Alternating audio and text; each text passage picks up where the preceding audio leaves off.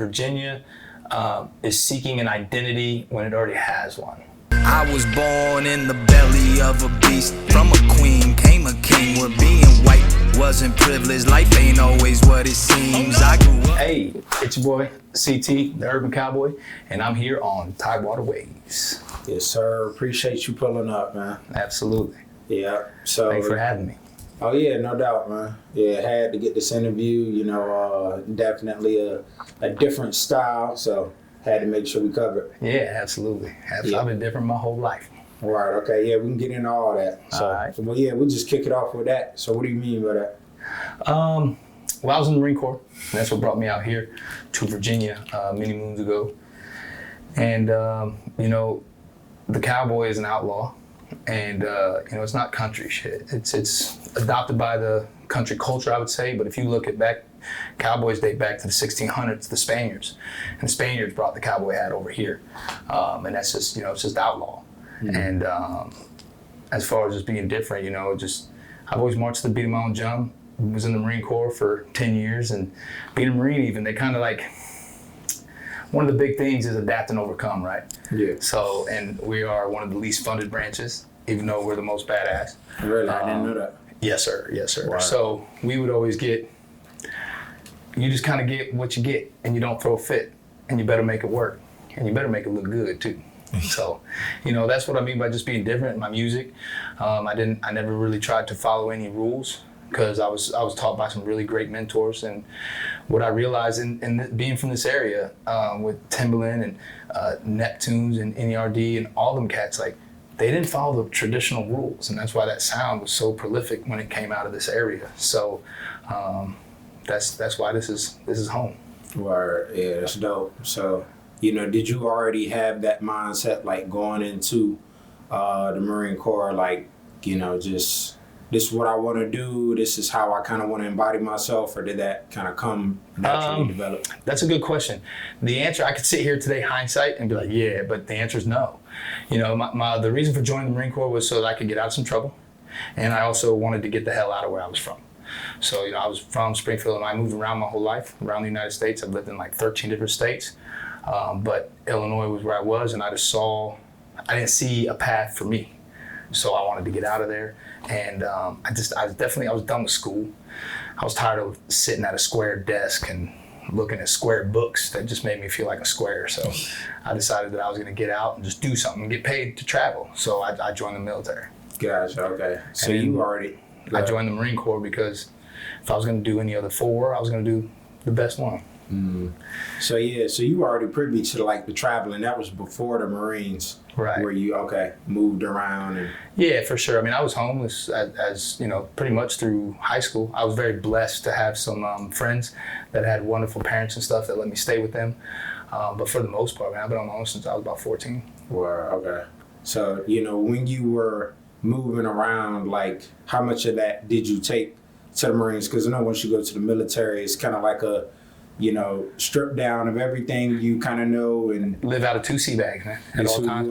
It kind of made it easier for me. I was able to adapt to the military very quickly. I went into it thinking that it was a game. Basic training was a game. Be loud, move fast, they'll leave you the hell alone.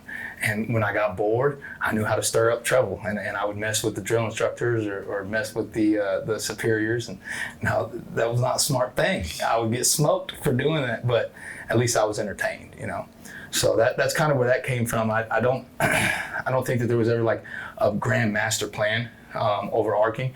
My career in the military, came short at 10 years because they wouldn't let me do a program to capitalize on what you could get, because I wasn't going to retire enlisted. I wanted to retire as an officer, but they wouldn't let me become an officer because everything started to get real politically correct in about circa 2010, and they denied me for officer training for having too many tattoos showing in PT uniform, even though all my tattoos were grandfathered and within regulations when I'd gotten them, and they changed the regulations. So I was like, well, I'm out of here. Okay, gotcha. Yeah, so how do you express yourself? We can get into the music in a second, but like the tattoos, what's your story? You just like the art, or this? That's funny. No one's asked me about my tattoos before. All of my tattoos have a meaning. And that's what I always encourage people when they get tattoos. Make sure that means something to you. I don't care if it's something cheesy, a ladybug, a smiley face, or whatever. Just make sure that it has intrinsic meaning to you. And all my tattoos are very well thought out. I've got the Urban Cowboy, Can't Lose. I'm self-made. I keep mind over matter. And those are all very important things to me and remind me of my journey. So my tattoos are kind of like a roadmap. I can remember every moment of my life when I got a tattoo. So when I look at it, I can remember what I was going through, what I was feeling, and who I was in those moments. Word, that's dope. Yeah, storytelling, perfect segue. Right. Now to the music. So when did you start to adopt that, like, I want to take this serious, you know, this is something I want to do, or? Well, the music story is a very long arcing thing too. You know, I've when I first started in music, I started as like a manager and promoter. So I was a bartender in the local area out here while I was still in the Marine Corps. So I was moonlighting as a bartender, making extra income, and I had a lot of talented friends who did music. I've always had the music bug in me. I was a songwriter, I would freestyle, I like to rap and all that stuff. But I never really like made my own music. I was just always kind of like executive producing, helping friends make music, getting people together with producers. And then I started throwing shows because I wanted to put my friends on stage. I wanted to see them perform. And we kept getting no's from people or from different people who were throwing shows because they got their own people, which I respect. You know, back then I took it all personal. But, you know, I was also of the mindset, because I was a Marine, hey, you can't tell me no. You can just say not right now. Right. Because I'll go buy the building next door and I'll build the same thing. And you can't tell me that I can't. So that was kind of like my mindset. And I think that, you know, that's what came from the Marine Corps. I think the military helped me be like disciplined in, once I set my mind to something, I'm going to follow that through.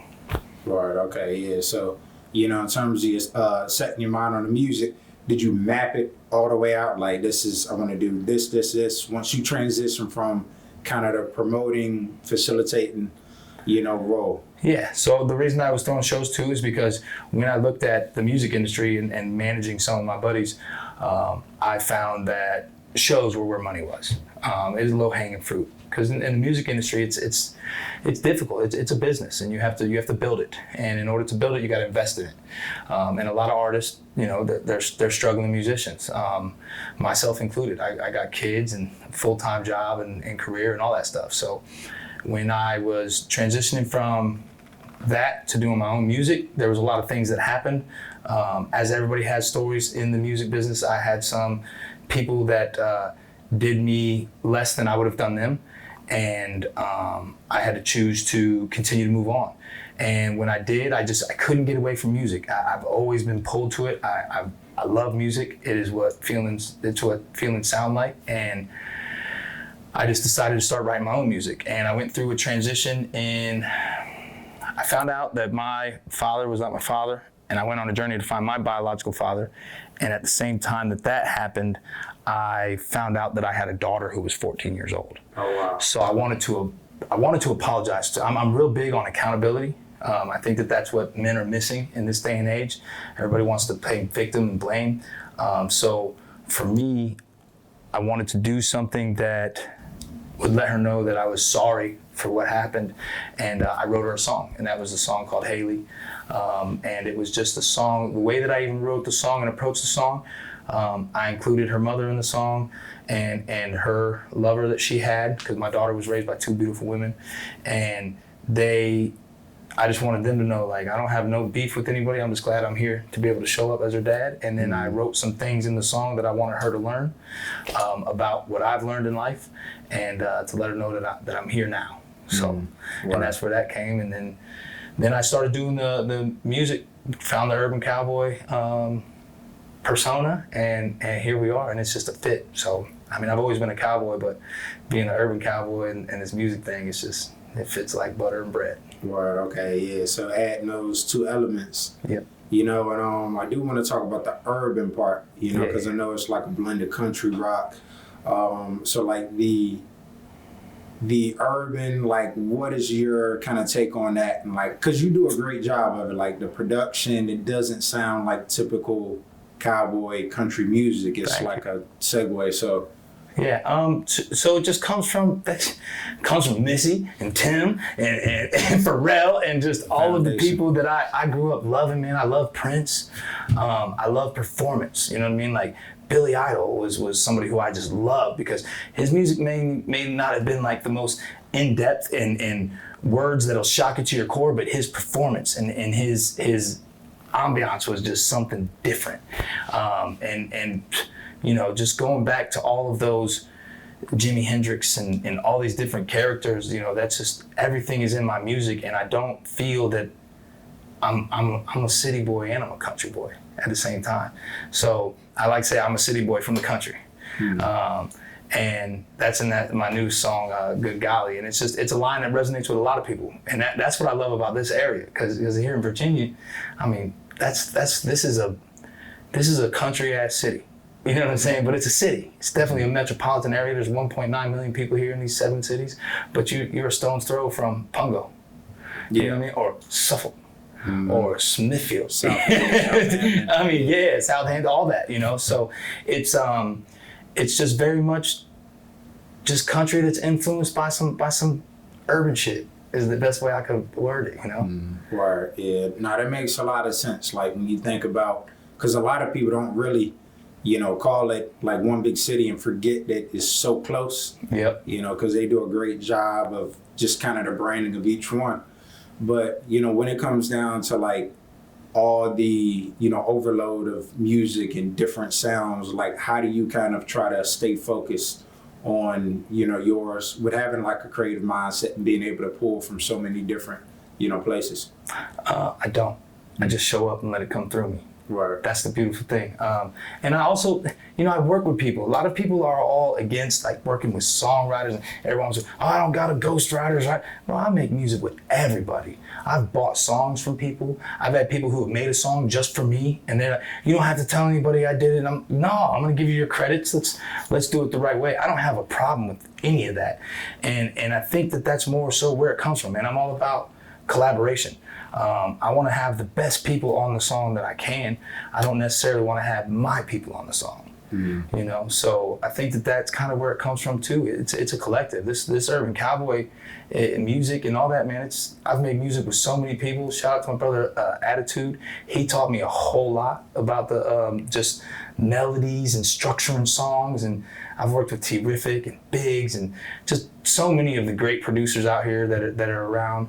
And, you know, I stand on the shoulder of giants. You know what I mean? I can't sit here and say, I got self-made here, but it's because of money. The money that I make helps me make myself. But when it comes to who I've been influenced by, taught by, I stand on the shoulder of giants, bro. You know what I mean? I'll never say that I did this thing on my own, because I've made money on my own, but I've not created what you see today on my own. That would be inauthentic of me to say. Right, okay. Yeah, you seem very like, you know, confident in what you're doing, self-aware. You talk about, you know, being like spiritually led with, you know, your expression, all of that. Absolutely. So, you know, beside like your, you know, where you've come from, the Marines, because you've had people take that route and not, you know, end up like that. So what, you know, kind of keeps you focused today, like in keeping that mindset being grounded? That was a long question. I've been kicked in the balls a bunch of times and brought to my knees by life. So I wasn't always like that. I've had an ego. I still do. That's what's sitting in front of you to a degree. As an artist, you have to have an ego. But it's just what keeps me mainly grounded. My kids. My kids keep me grounded. My relationship keeps me grounded. You know, just trying to stay committed to something that's bigger than me. You know what I mean? The way that I look at the Urban Cowboy is it's bigger than just me. You know what I mean? I've got producers. I've got Tidewater Waves. I've got a lot of people who believe in me, a lot of people who want to see me succeed. And they also just want to be a part. And sometimes just being a part is inviting me to an open mic or anything. So I think one of the main things is I really took serious when I started doing music, man. I will perform in front of one person as if there's 1,001 people in the room. And I've done that from open mics to karaoke nights where I go up and ask them if I can do my own music. And I continually do that. day in and day out when I can.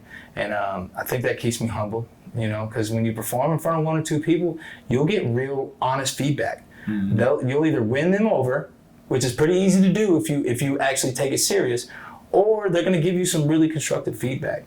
And it's up to you what you do with that. And for me, like I said, I love being accountable. So if you mirror something to me, or if you're showing me something that I'm showing, or if I'm mirroring something onto you, I have to be cognizant of that and take it into account. Otherwise, we're going to be stay on the hamster wheel, man, and just keep doing the same thing. Yeah. So I think I don't know nothing. Yeah, that made a lot of sense. I mean, yeah, that's the way to keep learning, is to treat every day, even with all the knowledge, that is more there. Absolutely. So, well, there always is, man. Yeah. Always. Yeah. And I get taught by people who are younger than me, people who are older than me. I get taught things by infants, bro. Just watching, if you pay attention to how infants and babies, how resilient they are, bro. They'll fall 10,000 times trying to walk and they'll never give up. Mm-hmm.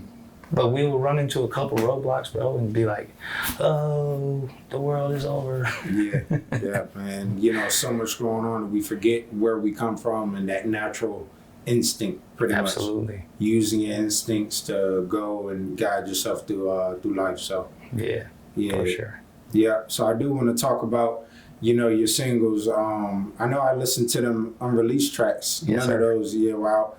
But like the production, man, I mean, it's top tier. Thank you. I want to salute you on that. You really pour into your craft. Yes, sir. So I hope so, man. I've been doing it for a long time around some of the greatest producers out here, so I think they would be on my ass if it didn't sound good and I put out stuff that ain't sound good, you know what I mean? Yeah, can't put out no BS. No, and that's something else I do is I source people, you know what I mean? So I'll send it to people and be like, hey, what do you think? Where do you think I should go with this? Is this in the right direction?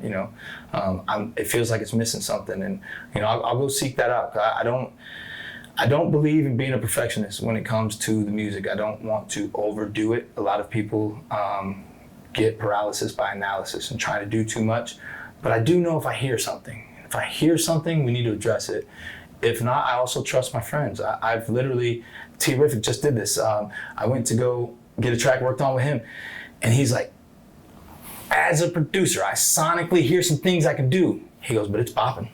And I think you could put it out now. And I said, bet. And I put it out the next day. You know what I mean? And it was just, and I was still a little apprehensive, but I believed in it. And I've already performed the song and everybody had said similar things, that it sounds great. So we put it out. Yeah.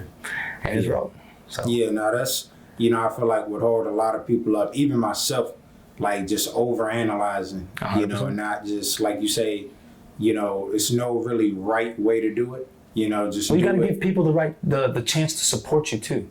Yeah. Because if you keep being too perfect, bro, you're going to frustrate people and they're not going to get behind you. They're going to be like, oh, all right, yep, sure, yeah, you're going to put it out next week, all right. Mm-hmm. I heard that 4 months ago. Yeah. So, and I definitely appreciate, you saying that, because I got music I listen to, artists, and they'll go, you got some people that just load up on the music. Some people that kind of disappear for a little bit and get recycling songs. So, the fans and the listeners, the audience matters. So, like, how do you, treat, because you're very, good at the social media and, like you say, staying in front of the people. So, how do you treat that side of the business when it comes down to, really authentically engaging?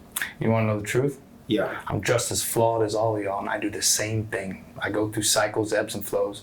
But recently, when I've been locking in, what somebody said why I'm putting out, like I've got 3 more singles that are gonna be coming out over the next 6 weeks, and I'm gonna put my album out as well. But my album is a compilation of a lot of things that were separated on different names, because I used to go by Christopher Thomas, which is what CT stands for, and that was before we had the urban cowboy moniker. And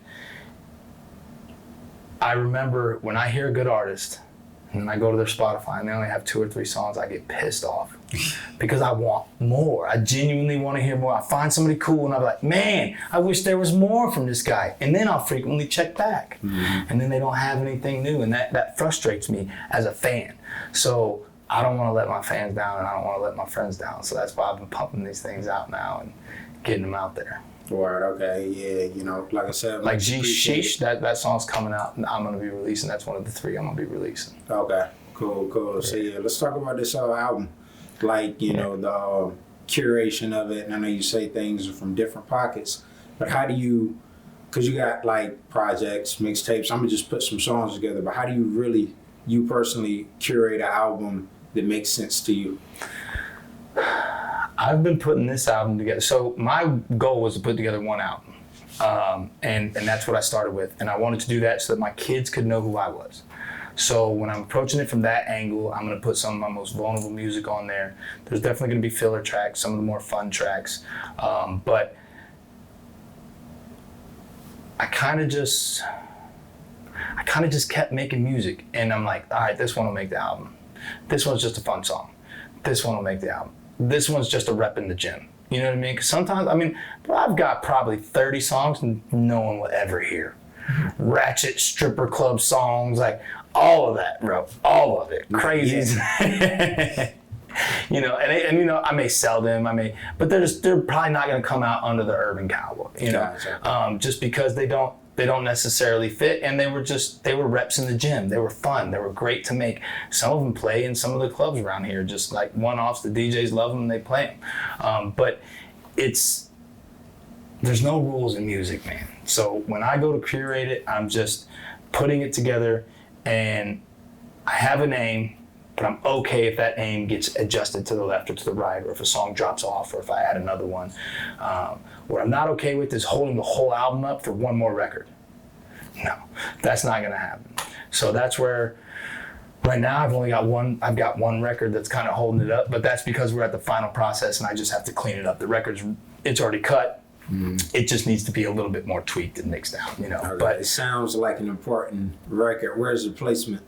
Or do you have that together? Yeah, it's just a big one, man. It's a song called Silverado, and it's yeah, man. It's just a fun track, man. It's just a fun track. It's very Urban Cowboy. It's very Urban Cowboy. It's got a country feel twang to it, but it bops, and it's just a very important record. It's one that I bought. Somebody else brought to me. And I loved it so much. I was like, I gotta have it. And of course I tweaked. So whenever I get a record from somebody else, I always tweak it and make it mine.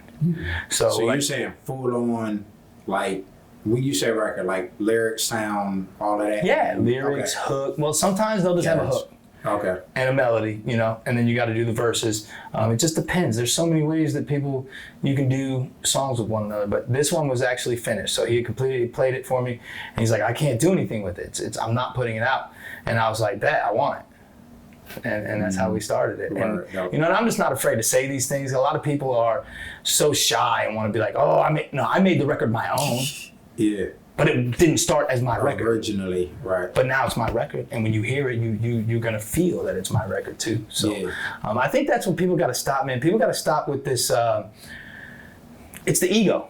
Yeah, that's the ego. The ego talking about, I ain't got no ghostwriter. Nah, man, shut up, bro. Ask Drake how much money he made with ghostwriters. Mm-hmm. And all the people who say that they don't use ghostwriters, most of them use ghostwriters, bro. There's very few who are just prolific with the pen, masters. And guess what? There are those guys. But they haven't written every track and they know it. They've gotten hooks from people. They've gotten their homeboy who's in the back like, hey, yo, don't say it that way. Yo, dude, say this. Mm-hmm. Switch this for this. Like, come on, bro. Like, let's be real. Let's be real. Even if just the people that you're in the studio with and you're observing something and then you put it into the song. You didn't necessarily write that. You observed that. You know what I'm saying? Like, and that's where we can play semantics and go word games all day long. Because to me, it comes through me. It doesn't come to me. I don't own none of this music, but I do. But I don't own it because like when I go into the studio, I try to tap out, and I just try to go, you know, come through me. You know what I mean? I listen to my producer and I let him drive. I steer, but I let him drive. He's gonna tell me when to hit the brakes. He's gonna tell me when we're gonna hit the gas. He's gonna tell me when we need to tune it up. You know what I mean? But and that's why it's important to work with people you trust. It really is important to work with people you trust. And if you don't like working with somebody, it's very, very, very important. Don't. Please don't. Because you will feel that energy in the music. Like I'm sure that you've made music with some people. Like when me and Attitude me and Attitude will crank out a song every 15 minutes. Period. Period. I promise you. But that's him. That's how he works. But him and I together, we have a synergy to where there's no arguing and fussing. Well, we argue and fuss, but not when we're making music. You know what I'm saying? We argue and fuss as brothers, but we don't argue and fuss when it comes to making a song because we just know how to do it. Yeah. And he brings out some of the best in me, like especially sonically. And a lot of people said that. Like when I started making music with Attitude, that's when people go, "Yo, I hear your sound now." So, and that came through my brother. You know what I mean? Like right. So, and I'm not scared of me. He wrote for Timbaland, Nelly Furtado, Justin Timberlake, everybody, bro. So, you know, when I'm in the booth with him, I'm a student. You know, but now I'm a Jedi now. You know what I'm saying? I'm a young Jedi with him. You know, he might be Yoda, but I'm standing there like Obi-Wan, you know what I'm saying? Ready to go. Nah, that's dope, man, when you can reflect, you know, because everything evolves. So like you say, that ego messes a lot of people up because it's like, it's necessary as an art. That's where it's that wrestling match, man. It's that arm wrestling because you have to have an ego as on. I mean, you understand that, you know. Just even as Tidewater Waves, like it's all got to have its own identity and ego, and you have to push for it. But then you can't let that be your roadblock. Balance. Yeah. Yeah, because you need, you know, to also connect. You can't really separate yourself too much. You got to stay connected. Yeah, absolutely. Well, because then you're not gonna get fans. Exactly. You know, and that's why it's so hard to explain sometimes. I'm glad you get it because, you know, we don't need to all yoga and you know, how many people listen to yoga music? You know what I'm saying? In the car on the drive home. You know, so you listen to that music that's about like moments and moments only come from the ego because you're telling a story. Your storytelling comes from a perspective, and a perspective is an ego to a degree. Yeah, self-control, ego control. You need to be overly proud of yourself. No, you got it. Self-love, like, absolutely. Yeah, it's like, this is me, this is mine, you know, but also not really ostracize yourself to the point to where it's like, all right, I'm a level up on everyone that kind of takes away from the purpose of the expression and other people feeling your story. Absolutely. So, yeah, and I got what you were saying. So, I mean, great conversation. But I also wanted to ask you, you know, when it comes down to that, if, like you say, work with the right people. So if you're not like really feeling somebody, you know, that's just like a 100% no, or will you give people kind of chances? I wouldn't say 100% no. I would say what we all need to understand is that everybody is going through shit. It just looks different. And generally we all go through the same stuff. So there's a difference between somebody's having a bad day or you and somebody just don't mix. You know what I mean? Oil and water don't mix. Just period. They separate. So are you oil and water with somebody or are you guys just having a day? Sometimes, and you can tell, you can really tell when somebody's energy is off. It's up to you to determine if that person's energy is off because of you have shown up and I don't know if you've ever been around people, but just your energy intimidates them because they can't bullshit you or they can't get away with the same shit that they've been getting away with for a long time. See, that's it. That's the boss lady right there. Oh, she can see me. Yeah. So that's where I get that from is just DMX taught me this, right? Everybody will show you who they are. Trust yourself to see them well. DMX taught me this statement a long time ago. It says, everybody will show you who they are. Trust yourself to see them well. And trust yourself to see them well. What that means is if somebody shows up as the victim all the time, you need to understand that there's a reason for that. And it's not because of you. When somebody is mirroring onto you, if somebody is telling you that they are so loyal, they are showing you that they're probably not loyal. Because if I'm loyal, I don't need to tell you that I'm loyal. I will demonstrate that I'm loyal. If I have to tell you that I'm so about something, but you never see me doing it, You know, it's just that's what that means. And as I've grown wiser, I've just learned to trust myself. Because I don't know if you've ever experienced this, but you ever like entered into a situation with somebody and you get this gut feeling. And you're like, nah, don't do it. For sure. But then your head and your heart is like, nah, man, I know what this person is capable of. Mm-hmm. So then you do it. And then you act surprised when it doesn't pan out. Even though you already knew it wasn't going to pan out, you just didn't trust yourself. Mm-hmm. Because you wanted to have trust in people or in what you know that you're capable of more so than what's being shown and demonstrated to you. Yeah, and that's what we're talking about with the instinct. You know, you definitely need that, you know, instinctual. I mean, music. You know, I'm sure you've, you know, experienced that not just on the musical side, but just business as well. Which I also want to ask you about, but like, you know, just being true to you.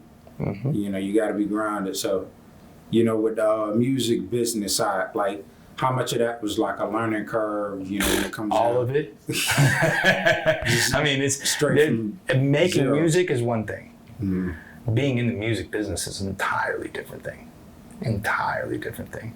The biggest gangsters I've ever seen wear suits, brother. They ain't in the streets. They wear suits. Mm-hmm. And they sit at these town hall meetings and in these different places. I mean, think about all the label execs, man. How much money do they all make? It's quiet. Quiet as kept. And they get the lion's share. That's a little confusing. And then all these independent artists, right? They're always problems, right? It's just because they can't be kept. For sure. So like, how much of that did you learn like in the managing, promoting space? Mm-hmm. And like, you know, how much? Most of it. Like versus the artist? Yeah, most of it. The part that I learned as an artist, you know, once I became an artist, this is gonna get me in trouble. All right. They say the labels and all that stuff are the gatekeepers. But what I have found to be true is the producers and these engineers, and they are the true gatekeepers. And if you piss one of them off and they don't give you your record and all that, you can't put it out. You know what I mean? Or if they don't work on it the same or anything else. Like I have found more producers and engineers to be gatekeepers than any executive. Because they hold the keys to a large degree, especially when they have your master files, your master recording files, and a lot of people aren't taught from the beginning. I was very lucky to be mentored by somebody who was like, hey, when you go into a session, get a split sheet and take a hard drive and get your files. None of these kids show up with a thumbstick, a hard drive, and nothing. They might get a drop file if they're working with somebody professional like T-Rific or Biggs or somebody like that, who are ethical guys who always, always, always give whatever you pay for. Because when you're paying for a studio session, that is work for hire. Those people do not own that session if you pay for it. Now, if you do not pay for it, they 100% own it. And that's something that you guys have to understand in this as musicians and as artists. If you get anything for free, it's not free. There's no such thing as a free lunch, bro. Somebody is paying for it. And if they do, they possess that file. You know what I mean? So, and that's why, like, I remember when DJ Drama and all them used to do all the mixtapes and all that stuff, bro, they owned all them records. And people would sacrifice that so that they could get the exposure and get on for shows and stuff like that. But like DJ Khaled, all them, like they pay these artists. So when DJ Khaled does a record for Justin Bieber and all these different people, he's paying them to get on his beat. And then he's giving them some of their lyrics, but he owns the whole song, the record, the masters, and all that. And that's when the money flows in. So whoever's in management or whoever owns the masters, that's where the money's gonna go. And then it's their job to distribute the money to the musicians or whoever partakes in the song. But it don't always happen that way. Most of the time, it doesn't happen that way. That's what audits and all that stuff are for. Or what is it, Soundscape? There's a bunch of different ways that you can track what's going on. But if you're not tapped into that, if you don't understand your distribution or what streaming provider you're using, or you're just not gonna know. Mm-hmm. So I learned a lot in the business when I was managing, because obviously I was getting people to the table for deals, and I was successful in doing that. The artists didn't end up getting deals because they shot themselves in the foot, but I also made a big mistake when I was a manager by letting my artists go represent themselves. I would get them into a situation And then I would let them go represent themselves when I should have been there representing them and making sure that I was staying in control of the direction of the business. Because some artists are not meant to be business people. They're meant just to be artists. And some artists are meant to be business people, for sure. So, I don't know if that answers the question, but. Yeah. And, when it comes down to like managing part, obviously you have to have an ear for talent. So is that something that you still kind of see yourself doing beyond, building your own brand? I'm more in the mentor role. I'll give people free game all day and watch what you do with it. I'm not interested in managing anybody except for myself and my family, because a lot of resentment gets built up with management. And when you're managing somebody, you can't manage their work ethic. You can't manage their motivation. And a lot of artists will look for you to do that. A lot of artists will look for you to fund them. That's not a manager's job. A manager's only job is to provide opportunities and to organize what's going on. Their job is not to invest unless that's what they are talking about. That's an investor. That's totally different than a manager. Manager is just supposed to help you organize, provide opportunities, and get you where you're supposed to be. And that's been misconstrued by a long shot, because everybody wants to get their homeboys to manage them, or homegirls, or mom, or dad, or something. That don't work. Never works. Yeah. Never works. You should get somebody who is astute in the business and understands things and has those connections, because managers who are already managing artists and have a proven track record can 100% provide you opportunities for you to grow. And resources too. I'm sure the people next to you, maybe if you're moving in those circles, but are not really already, in that cycle. Absolutely. And that's what it is. Like, I provide a lot of resources now. So if one of my homeboys hits me up, or somebody hits me up, they want to work together, I mainly just go, what is it that you need? Oh, I need this. Okay, cool. I'm going to hook you up with this person. Here's a PR person. They can get you onto these type of shows. And, because it's just, the labels all use the same people. So when I was learning the business, Donald S. Passman wrote a book, Everything You Need to Know About the Music Business. Really good book to read. It'll break down royalty structures. It'll break down basically everything. It's a little bit dated because we're now in the digital age, but they have updated it, and it's still all a good foundation of education to have, because it breaks down all of the different layers and structures of the music business, because it's very intricate in the way that they move the money and all that stuff. But all of those people, all the labels, they all use similar people. They use PR agents, they use influencers, and they all have got the same little pots of people that they pay to execute tasks to push their artists to the next level. So, because it's just a business. So it's like being a contractor, right? So I do construction business, and I've got painters, and I've got plumbers, and I've got electricians, and I've got handymen, and all that different stuff. And then I can step in and do a lot of those tasks myself, just from learning the trades over the years. But traditionally, I'm a framer, trim, carpenter type guy, but I can do drywall, I can do some plumbing, I can do some electrical. I can do all of those things from being around the business for so long and being put in necessary situations to where I had to execute because somebody wasn't available. Like in the Marine Corps, adapt and overcome. Yes, sir. Yes, sir. Yeah. So, you mentioned the digital age. Actually, before I get into that, so like Virginia, we're talking about money movement.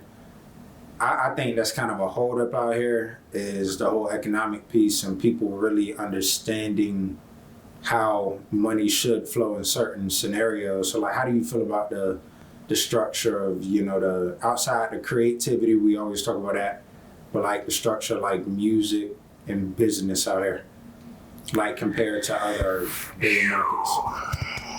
I've heard quite a few people touch on this, and I kind of feel the same way. I think that Virginia is seeking an identity when it already has one. We have this thing to where we want to be like Atlanta, we want to be like New York, we want to be like all these places, and we have a plethora of talent out here. But what we really are is we are trend makers, trendsetters, we are incubators, we are what we are. We're not going to be Atlanta. We're not going to be New York. And if we try to be, I think that we're just taking away from what Virginia is. You know, everywhere I've traveled in the music industry across the United States and even across the world, bro, I have found Virginians everywhere, bro, in some of the highest creative positions. Look at Louis Vuitton, you know what I'm saying? Like, we don't have to go far to find Virginians no matter where we are in the United States. And if you go look at a lot of these companies, a lot of these creative companies, and see who's at the head of these companies and find out where they're from. You will be surprised how many people are from Virginia. Whether it be Hampton Roads, RVA, DC area, all that, you know, we're everywhere for sure. And Virginia wants to be, but here in Hampton Roads, it's just I don't know. It's weird the way that we support and don't support each other. Crisis, really. Kind of, yeah. Because we're so stuck trying to be one instead of just letting our identity be revealed to us. Mm.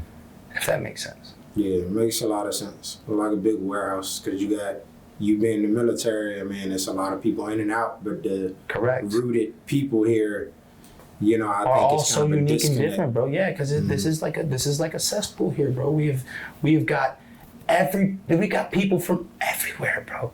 From all the African countries, the Middle East countries, the Asian countries, to the South American countries, to Alaska, to everywhere, bro. Canadians, Mexicans, everybody is here in Hampton Roads, bro.